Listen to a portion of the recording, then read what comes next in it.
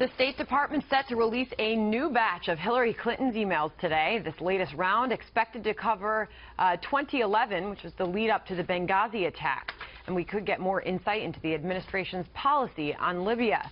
Meantime, a congressional source telling Fox News FBI Director James Comey is briefing select lawmakers on the status of Clinton's server investigation, confirming they're actively looking for evidence the server was compromised by a foreign entity. Though so far no evidence has confirmed such a breach, the source says Director Comey also confirmed his top people are handling the investigation, working around the clock.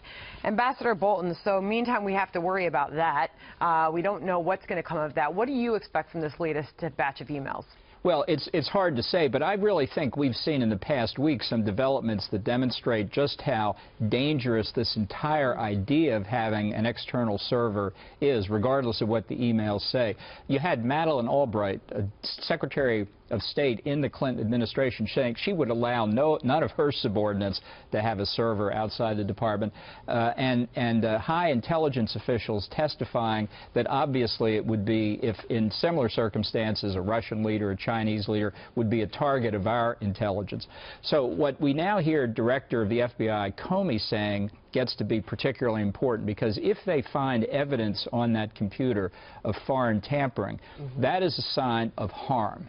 And that means that a potential criminal prosecution is much more likely. Remember the Petraeus case, whether you think it's fair or unfair, there was no harm, no foul, in the sense the intelligence was not really compromised. If foreign sources have gotten hold of the contents of the server, then there is real danger. But why should there be a difference? I mean, what about just merely the fact that she risked that possibility, even if nothing comes up? The fact that she endangered and jeopardized the security of the United States. I'm persuaded right there. Yeah. No, I just think we shouldn't get lost in the specifics of the emails. The entire course of conduct was unacceptable. And how we didn't hear about it from State Department sources leaking to the press that the Secretary of State had done this, I tell you, it's the double standard of work. If I had tried to do this, I'd already be in jail. But she loves to say that, you know, she didn't know at the time, that, you know, it was just a simple thing. I don't believe it. And that it's a big nothing burger, that everybody out there that's watching, it's a distraction. She really didn't know the difference. Is that possible in any way? I don't believe it's possible unless everybody in the State Department lost their backbone. Somebody in the career service has to stand up and say, Madam Secretary, I have to tell you honestly, this could endanger the security of your communications. Did nobody say that to her face?